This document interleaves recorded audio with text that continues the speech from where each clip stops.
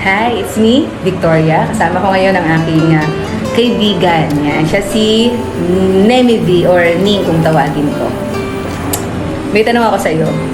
Kasi sa pinagdaanan kong depression, siya yung laging nakakasama ko. Kasi siya yung laging available. No choice ba?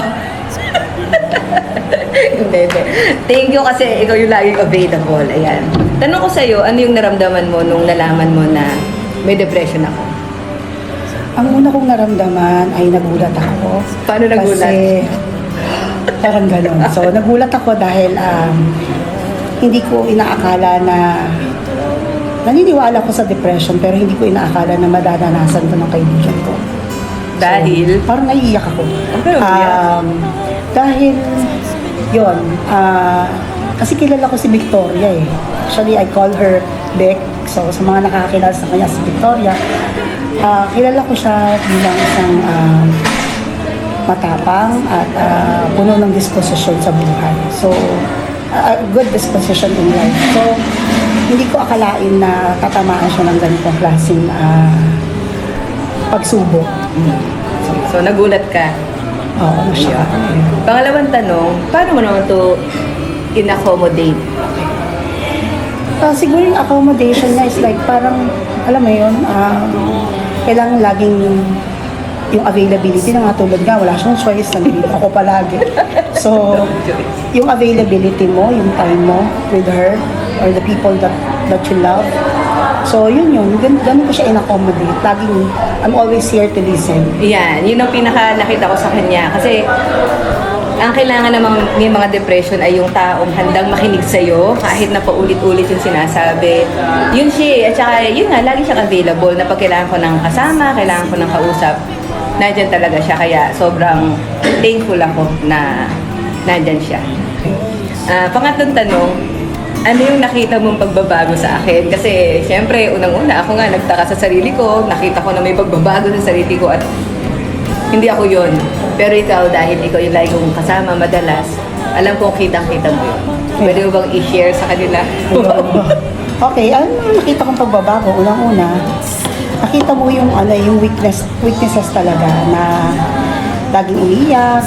Tapos, kasi lagi po kami nag-road trip at may mga pagkakataon po na random yung kanyang mga kwento.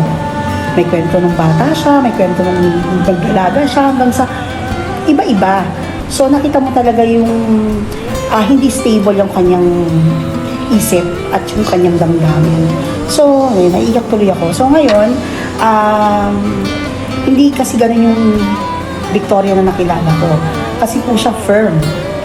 At siya ay punong-puno ng pag-asa, a jolly person, a loving person actually, and a caring person. So, nakita ko na nag-iba yun nung nag-underwent siya sa depression. Sa kanya ko unang-una rin sinabi na tinuruan ako ng Lord na huwag maging judgmental. Kasi alam niyo yun, magkaiba kami ng pananaw sa buhay. Matagal na kami magkaibigan. Away-bate.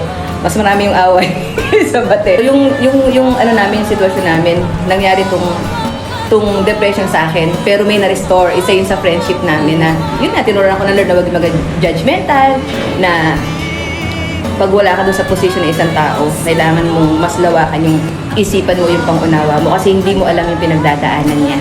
Hindi mo alam kung ano yung pinagdadaanan ng tao. Kaya, sobrang thankful ako kasi nandyan siya. And, habang buhay ko talaga ite-treasure yun. Kasi nga, no choice. Okay. Pang-apat na tanong, Ning. Ano ang maipapayo mo sa mga taong may mga mahal sa buhay na dumadanas ng katulad ng pinagdaanan ko, depression? Okay. Unang-una, kailangan nila ng mapapagsabihan, yung mapapagkatiwalaan, at iintindi sa kanila sa mga pinagdadaanan nila. Kasi hindi po madali ang depression. Nakakaapekto sa araw-araw mong pamumuhay, nag-iiba ang iyong mga kilos, at kailangan nating unawain yon. Nagiging irritable, di ba irritable ka, may mga pagkakataong tahimik, at nakakabinging katahimikan yung ibibigay sa'yo. May mga pagkakataong sobra yung emosyon na halos kulang na lang ay iumpog niya yung sarili niya, ganon. Siguro may mga ganong mga pagkakataon sa buhay ng isang tao na may depression.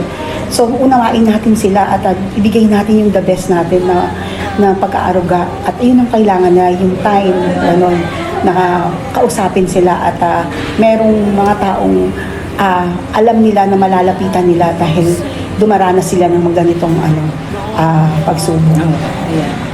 Yun po yun. So, merong magpapatunay talaga na pinagdaanan ko yung ganong sitwasyon. And sobrang thankful ako Ning na nandiyan ka lagi. Yan. Yung lagi kang available na isang tawag lang, isang call ko lang sa kanya. Pinipick up ko na po siya. Pick up girl po kasi ako. Dadaanan ko na po siya, hatid sundo. Ayan, sobrang salamat kasi hindi mo ko iniwan. Yeah. Sa hirap at ginhawa. Kasi nga, no choice na talaga. Oo. Ako din po, no choice na din. No choice. So, yun po mga kaibigan, ilan lang po yan sa dinadanas sa mga depression. Kaya po, kung meron tayong kakilala, tulad ng sinabi niya, buong puso po nating ibigay, open yung ating buhay para sa kanila. Kasi marami po nangangailangan ng tulong para po maiwasan natin yung mga, di ba? Pag hindi kasi yung naagapan, dun dumarating yung pwedeng mawala talaga sa sarili or pwedeng makita worse. Mas worse yung wakasan talaga yung buhay nila. Maraming salamat po kaibigan sa inyong panonood at pakikinig. I am Victoria At ako doon po si Courageous Nenny. na nagsasabing I am forever blessed and so are you. Bye guys!